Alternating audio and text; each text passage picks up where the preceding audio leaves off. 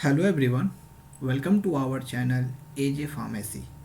आज से हम शुरू करने जा रहे हैं पैथोफिजियोलॉजी, जो कि हमारा बी फार्म सेकेंड सेमेस्टर का सब्जेक्ट है।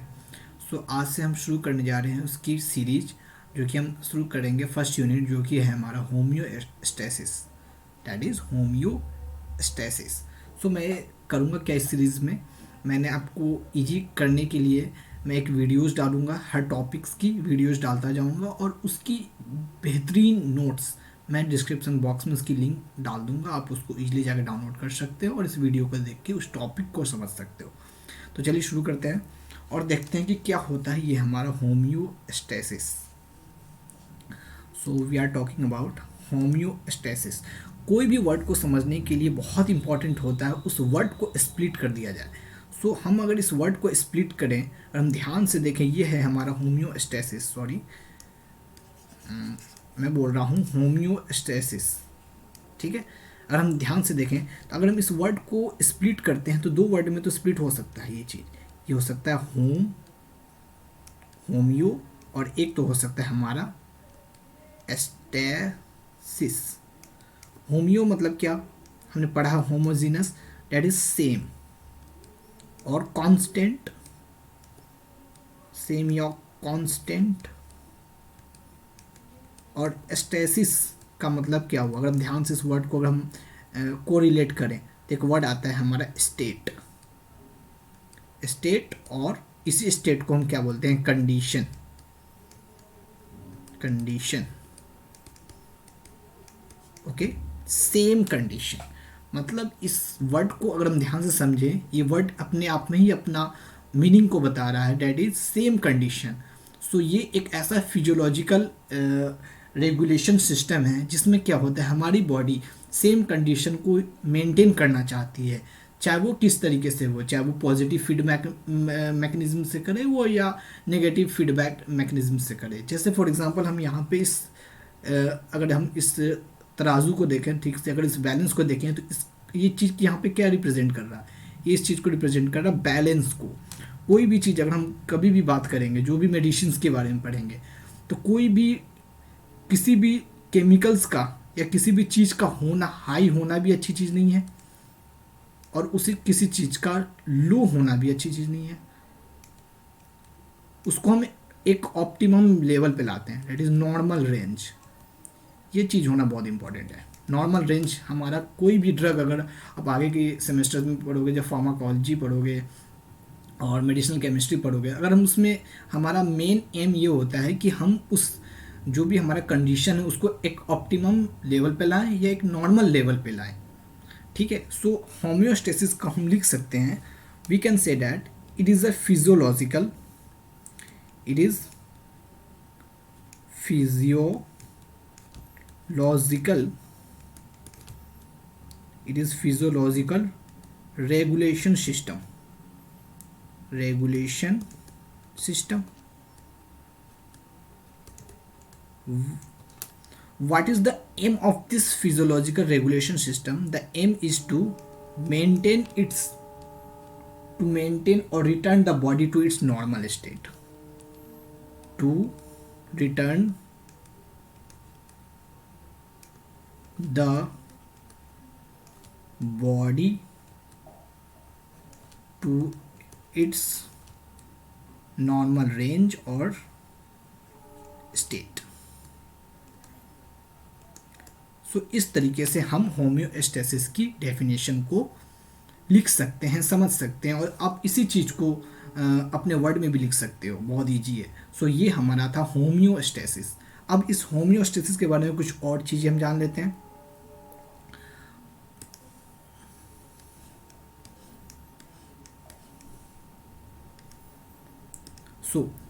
होम्योस्टेसिस किस तरीके से काम करता है। फॉर एग्जांपल हमारी बॉडी में,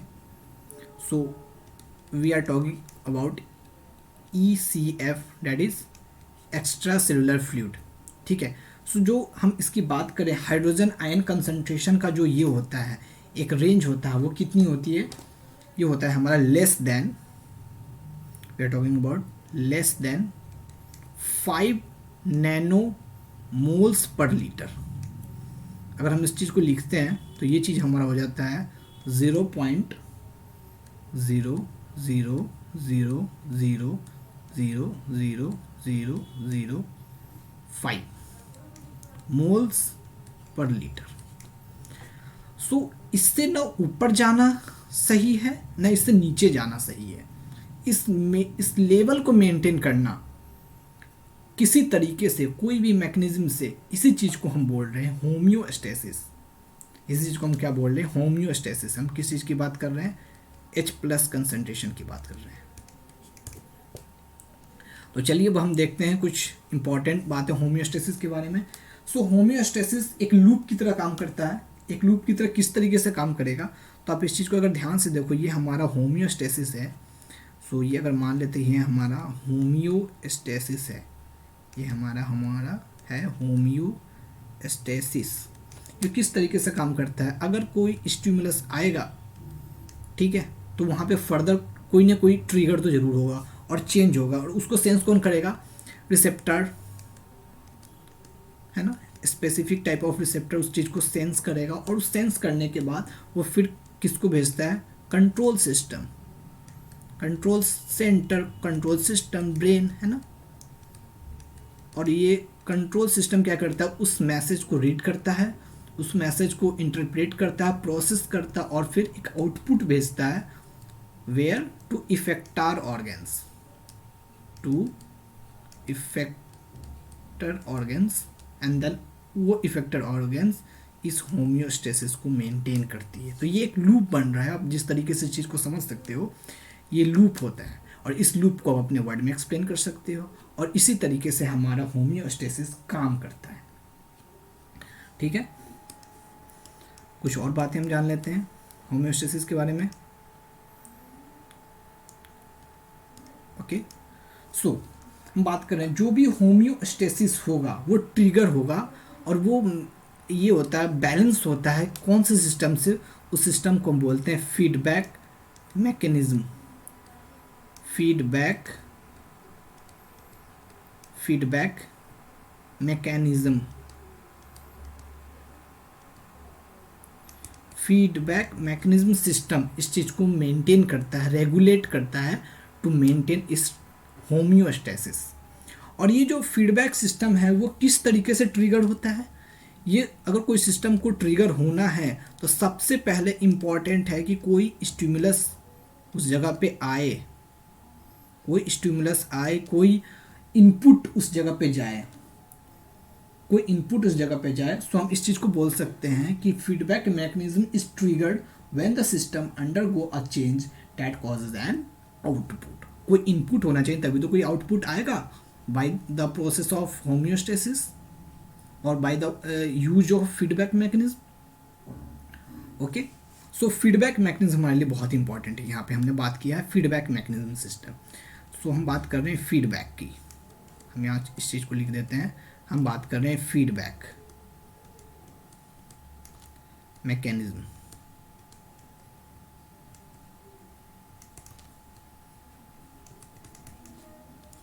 सो इस फीडबैक मैकेनिज्म सिस्टम के 3 कंपोनेंट हैं। जो पहला होगा वो होगा हमारा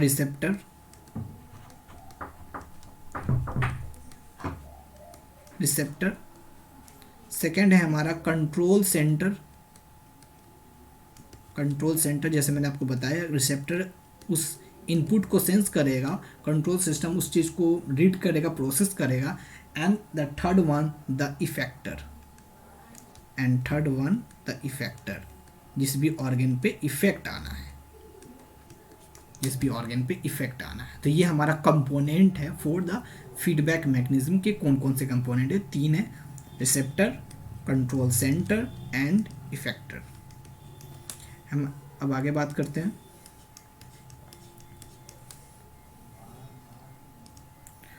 सो now we will talk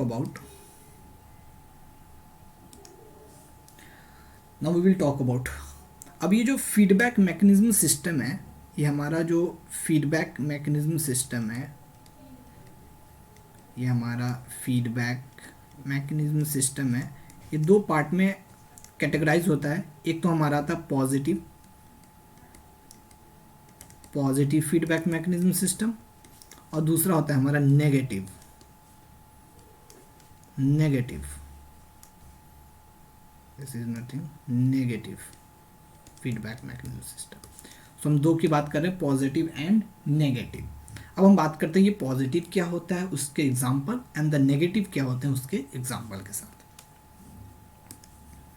so हम इस चीज़ को सेट कर देते हैं एंड अब हम समझेंगे कि ये पॉजिटिव क्या होता है. So we will talk about now positive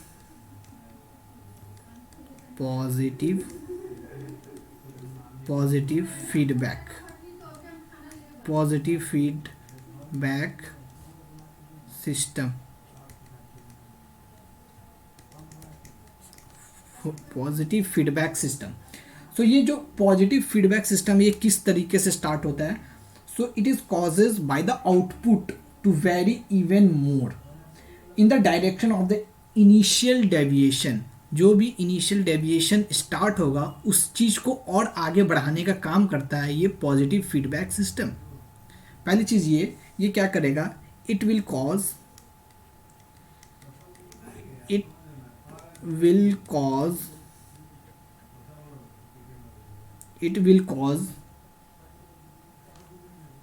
increase in the initial deviation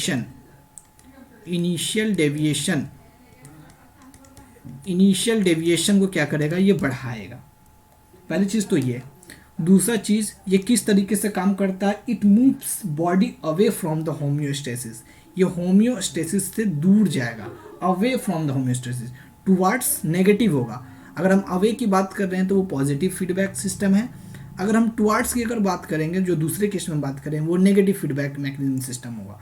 so it will moves away from the homeostasis, away from the homeostasis.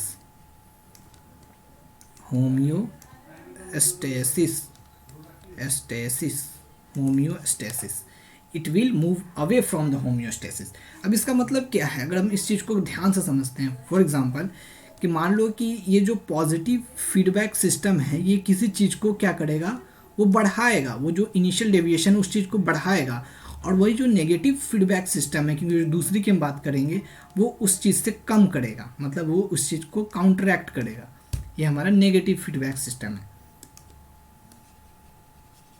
सो हम देखते हैं पॉजिटिव के बारे में कुछ और वर्ड्स. सो जो हम पॉजिटिव की बात करें ये बहुत लेस सिग्निफिकेंट, बहुत कॉमनली नहीं पाए जाते हैं. वही हम बात करें नेगेटिव फीडबैक सिस्टम तो बहुत ज़्यादा वो हमारे बॉडी के अंदर सिग्निफिकेंट है. सो हम बात कर रहे हैं positive, it is less significant और less commonly found. It is less significant. अब हम इसकी बात करते हैं प्रोसेस की. इसका जो प्रोसेस होता है किस तरीके से होगा, हम बात कर रहे हैं प्रोसेस ऑफ पॉजिटिव फीडबैक. तो ये 4 प्रोसेस में होता है, ठीक है. तो पहला क्या होगा, स्टिमुलेशन होगा. स्टिमुलेशन ऑब्वियसली कोई इनपुट आएगा तभी तो वो रिस्पॉन्ड करेगा.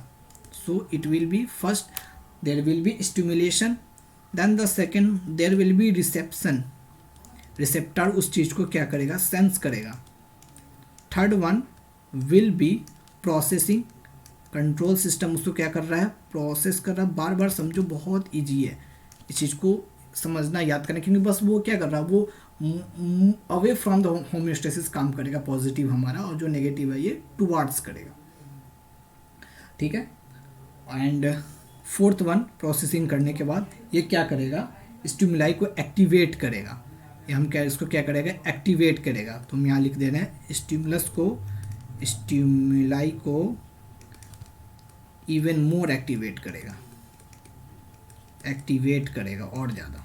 यहाँ पे मैं इंक्रीज का साइन दे रहा हूँ, ठीक है. तो ये हमारा प्रोसेस होगा for the positive feedback system. अब हम इसके कुछ एग्जांपल्स को देख लेते हैं, कौन कौन से हमारे बॉडी में जो सिस्टम है पॉजिटिव फीडबैक मैकेनिज्म सिस्टम के वजह से चलते हैं और उस प्रोसेस को फॉलो करते हैं. तो पहला हम बात कर रहे हैं, the first one will be the blood clotting. Blood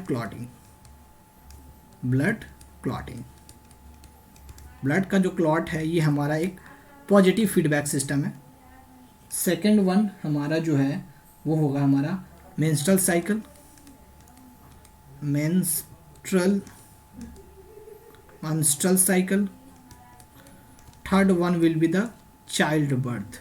it is more common, और इसका एग्जाम्पल बहुत सारे बुक्स में दिए होते हैं, और इस चीज़ को पढ़ना भी बहुत ईजी है और बहुत अच्छा है. इस चीज़ को अगर आप एग्जाम में भी लिखते हो तो चाइल्ड बर्थ वाला जो एग्जाम्पल है बहुत अच्छा होता है एक्सप्लेन करना for the positive feedback system. तो हम बात करते हैं ब्लड क्लॉटिंग. बहुत क्या इसमें क्या होता है, पहले प्लेटलेट के एग्रीगेट बनेंगे थे और बनेंगे, इवन और बनेंगे, क्योंकि ये क्या कर रहा है, इनिशियल डेविएशन को और बढ़ाने का काम कर रहा था. ये पॉजिटिव में आ गया. मेंस्ट्रुअल साइकिल में भी सेम होता है ना, हार्मोन्स लेवल को और बढ़ाना होता है. और यहाँ पे चाइल्ड बर्थ की हम बात करें, ऑक्सीटोसिन का लेवल जो होता है वो बढ़ता जाता है in the stimulus of stretching of uterus in the child birth of the baby. So अब हम इस एग्जांपल को देखते हैं कि किस तरीके से ये होम्योस्टेसिस काम कर रहा है. सो मैं इसको अगेन ऊपर कर देता हूँ. सो ओके, सो हम देखते हैं कि ये पूरा फीडबैक, पॉजिटिव फीडबैक सिस्टम कैसे काम करेगा.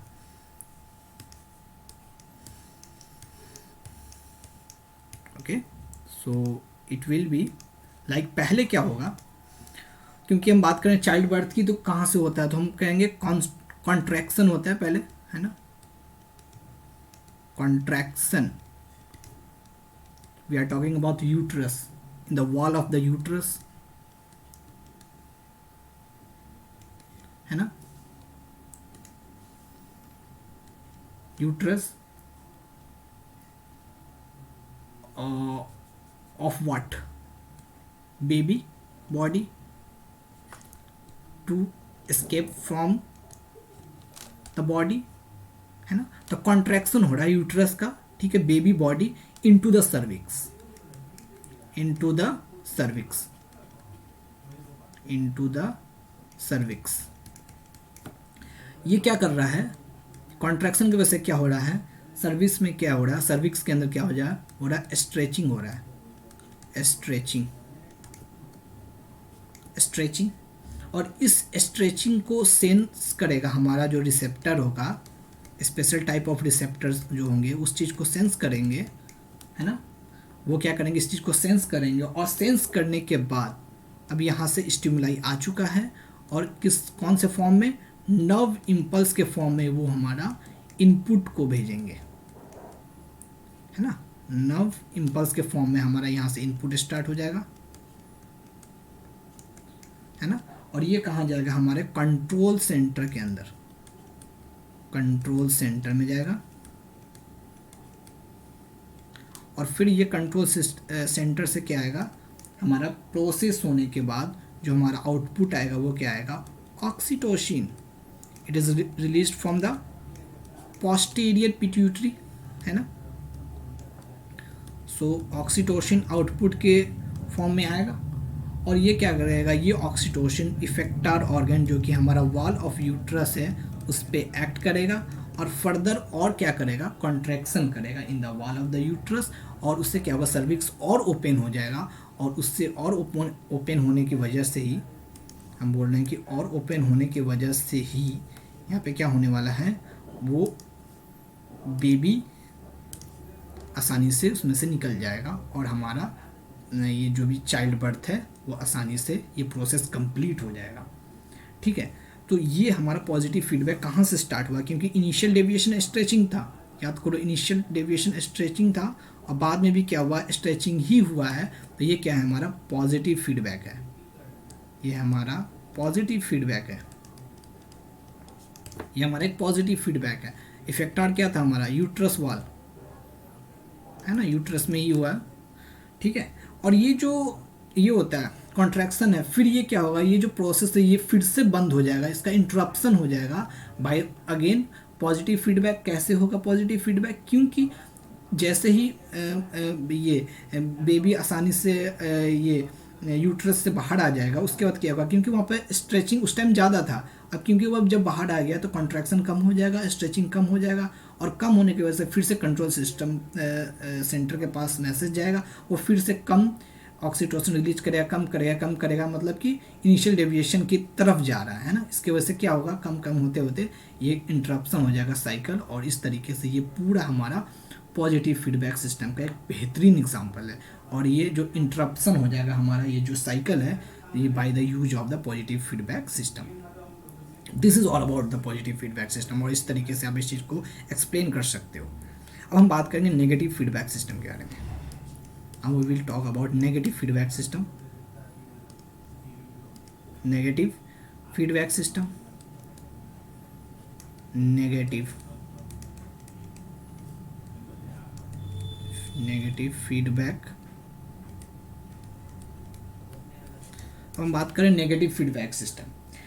सो बहुत ईजी वही वर्ड है, इसको बस हम क्या करेंगे, अपोजिट काम कर रहा है, पॉजिटिव के अपोजिट पूरा काम करेगा जो हमारा होगा नेगेटिव फीडबैक सिस्टम। ये कैसे ट्रिगर होगा, it is triggered by a deviation in the output and the produce changes in the output in the direction of the opposite direction of the initial deviation. जो भी initial deviation है, it work, हम इस चीज को यहाँ लिख देते हैं, it work opposite, it work opposite to the initial deviation, initial deviation, it work opposite to the initial deviation के opposite work करेगा। दूसरा, it moves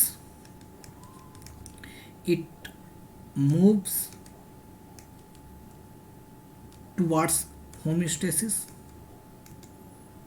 ये होम्योस्टेसिस के पास जाएगा, इसके तरफ जाना चाहेगा। So it move towards a homeostasis,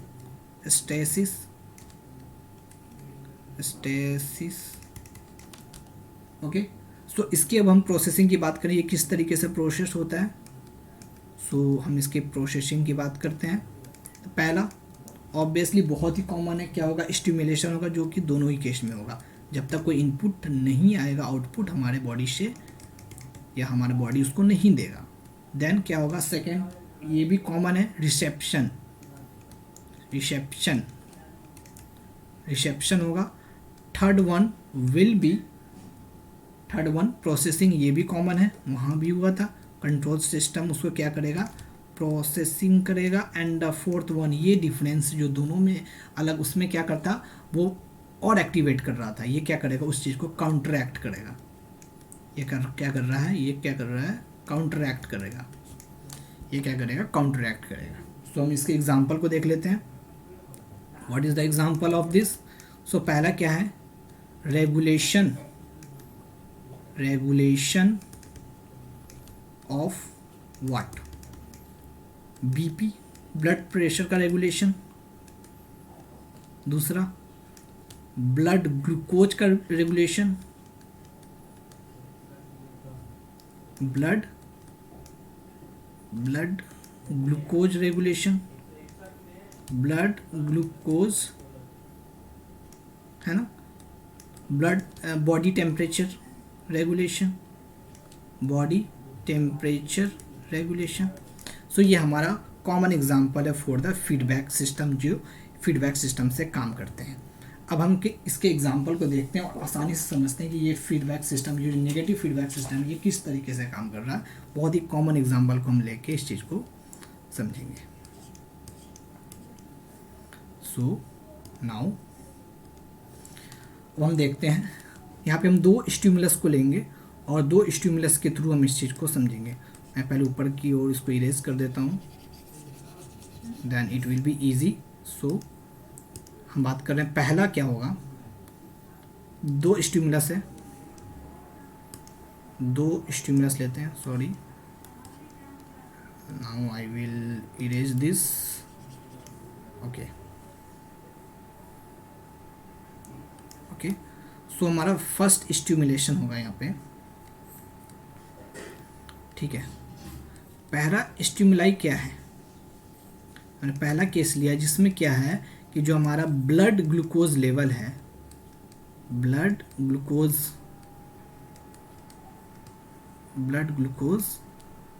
क्या है, कम है, ब्लड ग्लूकोज हम ज़्यादा ले लेते हैं पहले केस में, दैन हम दूसरे केस में ले लेंगे कम। सो ब्लड ग्लूकोज लेवल क्या है, ज़्यादा है। सो ये क्या करेगा, ऑब्वियसली स्टिमुलाई है तो वो रिसेप्शन के पास जाएगा, रिसेप्शन उसको क्या करेगा, ये सेंस करेगा, देन वो कंट्रोल सिस्टम के पास जाएगा और वो जो भी इफेक्टर ऑर्गन्स के लिए जो भी हार्मोन्स होंगे, जो भी इंपॉर्टेंट केमिकल मीडिएटर्स होंगे उसको सिक्रीट करेगा। तो इस केस में क्योंकि ब्लड ग्लूकोज से हम बात करें, ग्लूकोज में दो ही काम होता है, दो ही हार्मोन्स का यहाँ काम है, एक तो ग्लूकागोन या तो इंसुलिन। यहाँ पे क्योंकि ग्लूकोज लेवल बढ़ा है तो यहाँ पे कौन से हार्मोन्स निकलेंगे, तो ये जाके पैनक्रीज पे काम करेगा एंड कंट्रोल सिस्टम पैनक्रीज को क्या करेगा, बीटा सेल्स पे काम करेगा, बीटा सेल्स पे।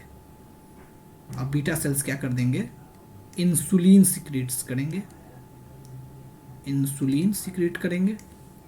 और ये जो इंसुलिन सिक्रीट हुआ है वो क्या करेगा, यहाँ दो काम करने वाला है इंसुलिन सिक्रीट। पहला काम कि वो क्या करेगा, स्टोरेज को बढ़ा देगा, लीवर के अंदर ग्लूकोज के स्टोरेज को बढ़ा देगा in the form of glycogen. और दूसरा काम क्या करेगा, बॉडी सेल्स क्या करेगी, body cells take the glucose,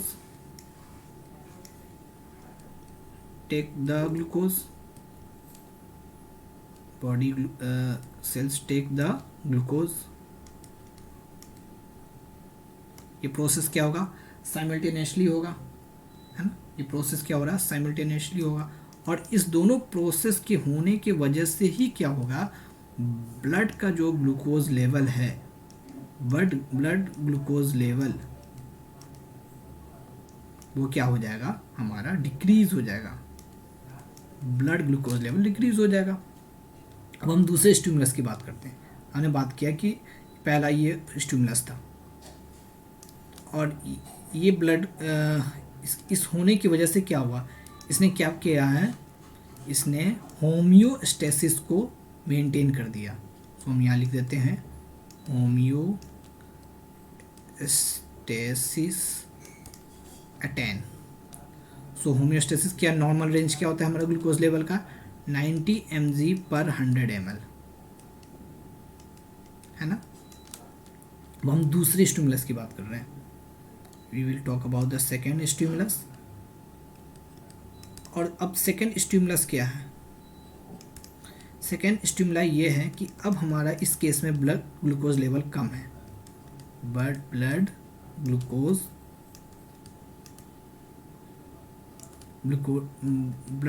level कम है। तो ये क्या जाएगा, मैसेज जाएगा, अगेन वही प्रोसेस होगा, रिसेप्शन स्टिमुलेशन रिसेप्शन प्रोसेसिंग होने के बाद ये एक्ट करेगा हमारे अल्फा सेल ऑफ पैनक्रीज पे। और ये जो अल्फा सेल है ये क्या सिक्रेट करेगा, ग्लूकागोन, क्या सिक्रेट करेगा, ग्लूकागोन। और ये जो ग्लूकागोन है वो क्या करेगा, जो लीवर में स्टोर्ड ग्लाइकोजन है उसको ब्रेक करना शुरू कर देगा, ब्रेक ग्लाइकोजन। एंड ये ब्रेक ग्लाइकोजन क्या करेगा, ग्लूकोज रिलीज करेगा। और उसके वजह से क्या होगा, नेक्स्ट प्रोसेस क्या हो गया, इस ब्रेक ग्लूकोज की वजह से क्या हो जाएगा, ब्लड ग्लूकोज लेवल बढ़ जाएगा और ये जाके क्या कर लेगा, होम्योस्टेसिस को अटेन कर लेगा। तो ये आप देख रहे हो, शुरुआत कहीं और से हुआ था क्योंकि ये अपोजिट चल रहा है। क्योंकि अगर हम पहले केस में बात करें ब्लड ग्लूकोज लेवल कम था, और हम जब बात करें इफेक्टार होने के बाद जो हमारा इफेक्ट आया है ब्लड ग्लूकोज लेवल कम हो गया है। तो हम बात करते हैं दूसरे केस में जब हमारा ब्लड ग्लूकोज लेवल कम था और इफेक्ट होने के बाद ब्लड ग्लूकोज लेवल क्या हो गया, बढ़ गया है। So we can say that it move towards the homeostasis की तरफ जा रहा है। और ये हमारा नेगेटिव फीडबैक मैकेनिज्म सिस्टम का एग्जाम्पल है। सो बस आज के लिए इतना ही। ये बहुत ईजी तरीके से मैंने आपको समझाया। इसका पीडीएफ का जो लिंक है, जो मैं नोट्स बनाए हैं उसका लिंक मैंने डिस्क्रिप्शन बॉक्स में दे दिया है, आप उसको जाके वहाँ से डाउनलोड कर सकते हो। मिलते हैं नेक्स्ट वीडियो में। Please like this video, subscribe to our channel and share with your friends. Thank you so much guys for watching this.